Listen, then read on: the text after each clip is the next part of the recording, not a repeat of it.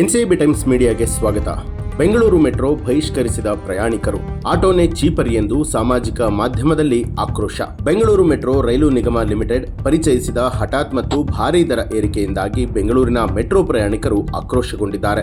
ಪರಿಷ್ಕೃತ ದರ ರಚನೆಯು ವ್ಯಾಪಕ ಅಸಮಾಧಾನಕ್ಕೆ ಕಾರಣ ಆಗಿದ್ದು, ಪ್ರಯಾಣಿಕರು ಈ ಏರಿಕೆಯನ್ನ ಅನ್ಯಾಯ ಮತ್ತು ಅತಿಯಾದದ್ದು ಅಂತ ಕರೀತಾ ಇದ್ದಾರೆ. ಹೊಸ ದರ ವ್ಯವಸ್ಥೆಯಲ್ಲಿ 2 ಕಿಲೋಮೀಟರ್ ವರೆಗಿನ ದೂರಕ್ಕೆ ಕನಿಷ್ಠ 10 ರೂಪಾಯಿ ಮತ್ತು ಪ್ರತಿ ಹೆಚ್ಚುವರಿ 2 ಕಿಲೋಮೀಟರ್ಗೆ 10 ರೂಪಾಯಿ ಹೆಚ್ಚಳ. 30 ಕಿಲೋಮೀಟರ್ಗಿಂತ ಹೆಚ್ಚಿನ ದೂರಕ್ಕೆ ಗರಿಷ್ಠ ದರ ಈಗ 90 ರೂಪಾಯಿ. ಆದಾಗ್ಯೂ ಕೂಡ ಅತ್ಯಂತ ಆಘಾತಕಾರಿ ಏರಿಕೆ ಮಧ್ಯಮ ವರ್ಗ ಮತ್ತು ಬಡವರ ಹೊಟ್ಟೆಯ ಮೇಲೆ ಹೊಡೆದಂತಾಗಿದೆ. ಶ್ರೀಮಂತರ ಪ್ರಯಾಣಕ್ಕೆ ಮಾತ್ರ ಮೆಟ್ರೋ ಅನ್ನುವಂತಹ ಸ್ಥಿತಿ ನಿರ್ಮಾಣ ಆಗಿದೆ. ಈ ಹಿಂದೆ 2 ನಿಲ್ದಾಣಗಳ ನಡುವೆ 25 ರೂಪಾಯಿ ಪಾವತಿಸ್ತಾ ಇದ್ದಂತಹ ಪ್ರಯಾಣಿಕರು ಈಗ 50 ರೂಪಾಯಿ ಪಾವತಿಸಬೇಕು. ಅಂದರೆ 100% ಹೆಚ್ಚಳ. ಏತನ್ಮತ್ತೆ ಒಟ್ಟಾರೆಯಾಗಿ ಏರಿಕೆ 43% ಅಂತ ಹೇಳಿ BMRCL ಹೇಳ್ಕೊಂಡಿದೆ. ಹೊಸ ದರಗಳ ಹಿಂದಿನ ಲೆಕ್ಕಾಚಾರವನ್ನ ಪ್ರಯಾಣಿಕರು ಪ್ರಶ್ನೆ ಮಾಡ್ತಾ ಇದ್ದಾರೆ. QR ಆಧಾರಿತ ಟಿಕೆಟ್ಗಳ ಮೇಲಿನ 5% ರಿಯಾಯಿತಿಯನ್ನ ತೆಗೆದುಹಾಕುವಂಥದ್ದು ದೈನಂದಿನ ಪ್ರಯಾಣಿಕರ ಮೇಲೆ ಹಣಕಾಸಿನ ಹೊರೆಯನ್ನ ಹೆಚ್ಚಿಸ್ತಾ ಇದೆ. ಸಾಮಾಜಿಕ ಮಾಧ್ಯಮವು ಆಕ್ರೋಶದಿಂದ ತುಂಬಿದೆ. ರಿವೋಕ್ ಮೆಟ್ರೋ ಫೇರ್ ಹೈಕ್ ಅನ್ನುವಂಥ ಹ್ಯಾಶ್ಟ್ಯಾಗ್ ಟ್ರೆಂಡಿಂಗ್ ಶುರುವಾಗಿದೆ. ದರಗಳನ್ನ ಸಮಂಜಸ ಮಟ್ಟಕ್ಕೆ ಪರಿಷ್ಕರಿಸುವವರೆಗೆ ನಮ್ಮ ಮೆಟ್ರೋವನ್ನ ಬಹಿಷ್ಕರಿಸುವಂತೆ ಪ್ರಯಾಣಿಕರು ಒತ್ತಾಯ ಮಾಡ್ತಿದ್ದಾರೆ. ಟ್ವಿಟ್ಟರ್ ಬಳಕೆದಾರ ಧನುಷ್ NA ಪೋಸ್ಟ್ ಅನ್ನ ಮಾಡಿರುವಂಥದ್ದು, ಸಮಂಜಸವಾದ ದರ ಪರಿಷ್ಕರಣೆ ಆಗುವವರೆಗೂ ಕೂಡ ಮೆಟ್ರೋ ಬಹಿಷ್ಕರಿಸಿ.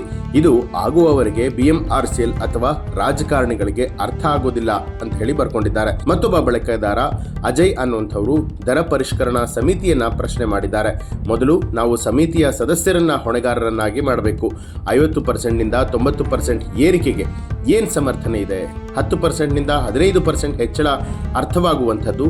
ಆದರೆ ಇದು ಈ ಬೆಲೆಗಳಲ್ಲಿ ನಾವು ಜನದಟ್ಟಣೆಯ ಮೆಟ್ರೋ ರೈಲುಗಳನ್ನು ತುಂಬಿಸಿಕೊಳ್ಳುವಂಥದರ ಬದಲು ಕ್ಯಾಬನ್ನೇ ತೆಗೆದುಕೊಳ್ಳಬಹುದಲ್ವಾ ಅನ್ನುವಂಥ ಪ್ರಶ್ನೆ ಕೂಡ ಮಾಡಿದ್ದಾರೆ. ಮತ್ತೊಬ್ಬರು ಇದು ತುಂಬಾನೇ ದುಬಾರಿಯಾದಂಥದ್ದು, ಇದಕ್ಕಿಂತ ಆಟೋ ರಿಕ್ಷಾನ ತೆಗೆದುಕೊಳ್ಳೋದೇ ಅಗ್ಗ ಅಂತ ಹೇಳಿ ಬರೆದುಕೊಂಡಿದ್ದಾರೆ. ಡಿಸೆಂಬರ್ 2024ರಲ್ಲಿ ತನ್ನ ವರದಿಯನ್ನು ಸಲ್ಲಿಸಿದ ದರ ನಿಗದಿ ಸಮಿತಿಯ ಶಿಫಾರಸುಗಳನ್ನು ಅನುಸರಿಸಿ ಏರಿಕೆ ಮಾಡಲಾಗಿದೆ ಅಂತ ಹೇಳಿ BMRCL ಸಮರ್ಥಿಸಿಕೊಂಡಿದೆ.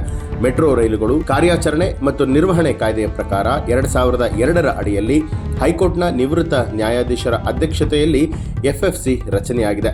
ಫೆಬ್ರವರಿ 9ರಿಂದ ಈ ದರ ಜಾರಿಗೆ ಬರುವಂತೆ ಬೆಂಗಳೂರು ಮೆಟ್ರೋ ಪರಿಷ್ಕೃತ ದರ ರಚನೆಯನ್ನ ಪ್ರಕಟಿಸಿದೆ.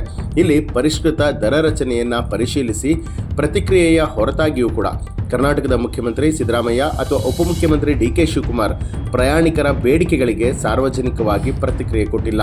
ಸರ್ಕಾರದ ಮೌನವು ಮತ್ತಷ್ಟು ಕೋಪಕ್ಕೆ ಕಾರಣ ಆಗಿದೆ.